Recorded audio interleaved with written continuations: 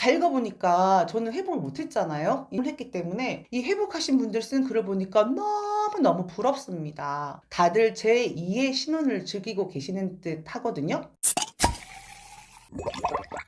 안녕하세요. 마인드 디톡스의 묻지마 캔디입니다. 오늘의 방송 제목은 외도가 끝나면 이렇게 변합니다. 실제 경험담입니다. 구독, 좋아요 눌러주세요. 상간자와 진짜로 끝났는지 아닌지 어떻게 판단해야 하는지 모르겠다라고 하시는 분들이 많으십니다. 아내분들 대부분은 남편이 끝났다라고 하는 말이 믿고 싶어지기 때문에 객관적으로 상황을 판단하기가 어렵습니다. 그래서 남편의 말만 믿고 끝난 줄 알았는데 뒤에서 만나고 있더라. 그래서 힘들어하신 분들이 많으신데요. 오늘은 실제로 외도를 완전히 끝내고 회복하신 분들이 경험한 내용으로 방송을 진행하려고 합니다. 자, 그럼 어떤 내용이 있는지 함께 살펴보도록 하겠습니다. 첫 번째, 샤워하고 딸랑대고 다니고 제가 으르렁대면 깨갱합니다. 제가 개떡처럼 이야기해도 찰떡같이 알아듣고 말하고 우리 집에서 엄마가 대장이라고 늘 말합니다. 가끔 보면 한숨도 쉬고 처량한 본인의 처지를 받아들이는 것 같습니다. 네, 아내분 여기서 딸랑대고 다닌다는 게 혹시 샤워하고 다 벗고 맨몸으로 딸랑딸랑 대고 다닌다는 말 맞은가요? 원래 바람 필 때는 배우자한테도 내외를 갑자기 하고 샤워를 하고는 옷을 다 챙겨 입고 욕실에서 나오기도 합니다. 두 번째, 한참 바람으로 불탈 때는 큰 아이 방학 특강비 결제하는 것도 버럭하더니 바람이 종료되고 나서는 모든 카드, 통장 모두 제게 일임하고 오픈합니다. 미친 새끼, 그렇게까지 하는데도 저는 상처가 너무 크고 마음이 떠나서인지 고맙게 느껴지지가 않아요. 세 번째, 예전보다 말투가 부드러워지고 아이들한테 잘합니다. 네 번째, 뱀 눈깔이 사라지고 눈에 힘이 풀렸어요. 일도 엄청 열심히 합니다. 상간녀 만나고 다닐 때는 저를 찾지도 않더니 요즘은 수시로 불러 제낍니다. 항상 같이 밥 먹자고 합니다. 밤에 외출도 하지 않고 괜히 잘 살고 있는 다 큰 성인 아들들에게 연락도 자주 하고 주변 청소도 잘합니다. 다섯 번째, 동갑인데도 불구하고 외도 종료 이후에 저한테 존댓말을 자꾸 씁니다. 뭐뭐 할까요? 힘드시죠? 저 집에 도착했어요. 등 쓰지 말라고 하는데도 쓰네요. 동갑인데도 아내 바람인 경우에 높임말을 쓰신다고 합니다. 여섯 번째, 우선 집에 일찍 들어오고 예전에는 집안일 좀 도와달라고 하면 대답만 하고 엉덩이가 무지 무거웠는데요. 이제는 해달라고 하면 바로 움직이거나 본인이 스스로 움직입니다. 저한테 어쩌다가 면박 주는 말을 하면 제가 정색하고 뭐라 하노?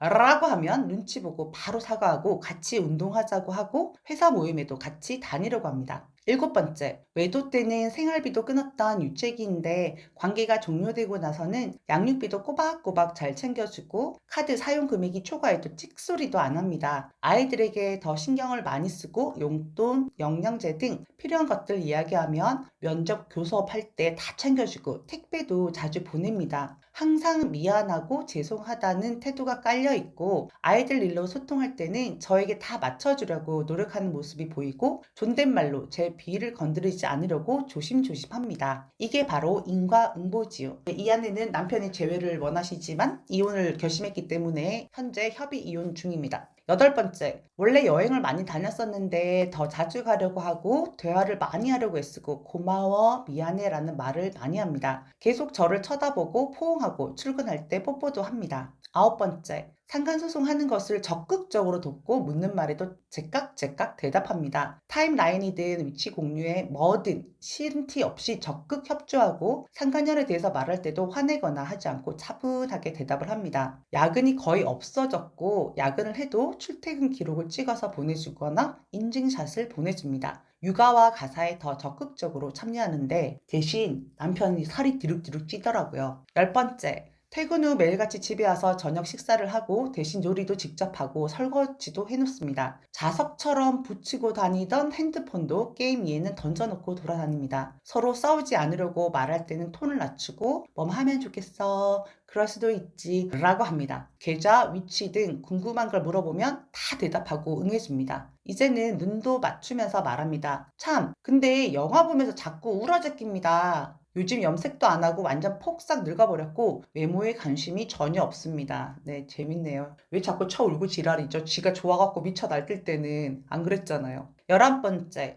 주말 아침마다 설거지하고 마트도 같이 다니고 제가 드잡이 할 때는 저 죽이고 애는 시설에 맡길 거라고 말하던 인간이 애랑 저를 위해서 요리도 하고 제 음식이 맛없다고 하고 한동안 안 먹더니 요즘은 국이랑 반찬 등 싹 다 먹습니다. 예전에는 한 집에서도 다른 층으로 피해 다니더니 이제는 같은 소파에 앉아도 피하지 않습니다. 12번째, 외도할 때는 각방이었고 술 마시고 자면 그냥 편하게 자고 싶다고 작은 방에 침대를 사다 넣고 거기서 계속 잤는데 외도 끝나고 나서는 안방으로 기어 들어오더라고요. 트집 잡는 것, 화내는 것도 싹 없어졌고 주말에 회사 일 있다고 나가던 것도 줄었어요. 13번째, 주말 외출 외박이 없어졌고 평일 약속도 거의 없어졌어요. 외도 기간 내내 본인이 남자 갱년기라고 씨부리면서 섹스를 거부하더니 이제는 섹스도 잘합니다. 트집 잡고 짜증내고 시베리아 같은 냉랭함이 없어졌고 예전에는 수분크림 몇 통을 꾸준히 쳐 바르더니 이제는 바르지도 않습니다.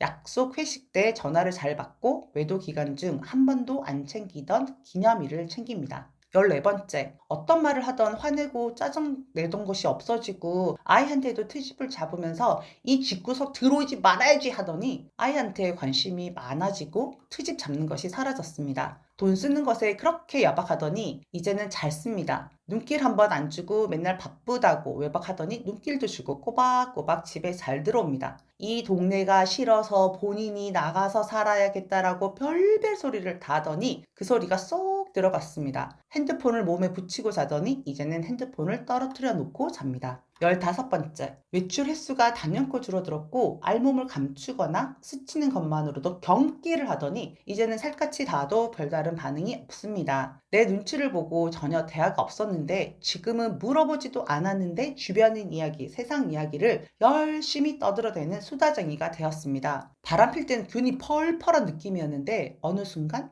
중년 아저씨가 된 느낌입니다. 내가 뭘 하든 관심이 없고 화가 난 말투였는데 지금은 내 방에 문을 열고 들어오거나 뭐 하는지 궁금해합니다. 일정 공유 및 전화 횟수가 많아졌습니다. 16번째, 핸드폰 사수를 안 하고 패턴 및 비번 등을 공유하고 스킨십이 자연스러워졌고 집안일 하는 것에 더욱더 적극적입니다. 우리 친정 부모님들에게도 잘하고 되도록 일찍 퇴근하고 회사 휴일도 공유하고 통장, 카드, 내역 등 공유하는데 거리낌 없고 예배 시간에 가까이에 앉습니다. 코로나 시국 때는 떨어져 앉았다고 합니다. 그런 핑계를 댔겠죠? 17번째, 외도 중일 때는 나와 함께하는 모든 것에 영혼이 없었는데 외도 후에는 저와 함께하고 싶어서 안달복달합니다. 사과는 애플만 알던 인간이 제가 인상이라도 쓰면 무조건 사과합니다. 회식 모임 등 1년 동안 단 한 번도 안 하고 집 귀신이 되었습니다. 출장지가 먼 곳이어도 외박은 안 하려고 하고 자질구레한 이벤트를 해줍니다. 시댁과의 중간 역할을 아주 적극적으로 하고 무조건 제 편이 되어줍니다. 대단하신 남편분이시네요. 애플만 알았는데 사과를 자주 한다고 합니다. 18번째, 평생 바람질이라 집에 잘하는 스타일이었는데 상간소송 중일 때는 미쳐가지고 뱀눈깔에 폭언하고 소파에서 잠들었는데 외도가 끝나고는 거의 집돌이가 되었고 폰과 프로필 사진에 제 사진을 올리고 저와 함께하는 시간이 많아졌습니다. 출장도 같이 다니고 운동도 같이 다니고 지인들 만날 때도 같이 다닙니다. 네, 이상 18가지 댓글을 제가 취합을 해서 방송을 해드렸고요. 다 읽어보니까 저는 회복을 못했잖아요. 이걸 했기 때문에 이 회복하신 분들 쓴 글을 보니까 너무너무 부럽습니다. 다들 제2의 신혼을 즐기고 계시는 듯 하거든요.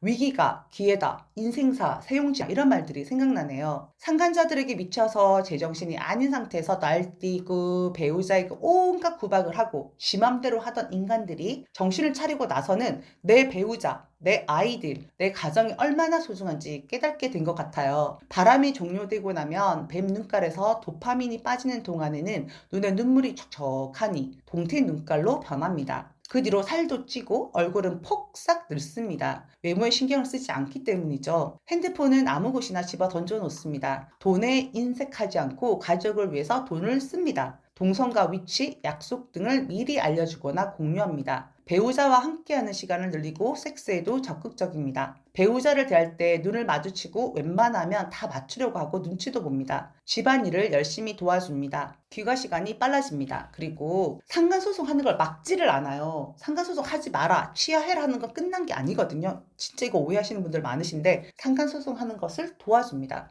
아니면 너가 알아서 해. 너가 하는 거에 대해서 내가 아무런 터치도 하지 않을게 라고 말을 합니다. 실제 경험을 하신 분들이 댓글로 작성해준 내용과 거의 일치하죠. 이건 제가 예전에 방송을 했던 내용인데요. 내 배우자가 상간자와 정말로 끝내고 돌아왔는지 궁금하신 분들은 오늘 방송 내용을 잘 살펴보시고 확인해 보시면 큰 도움이 되실 겁니다. 오늘 방송은 여기까지 하도록 하겠습니다. 네이버 카페에서 묻지마 캔디 마인드 디톡스로 검색을 해주세요.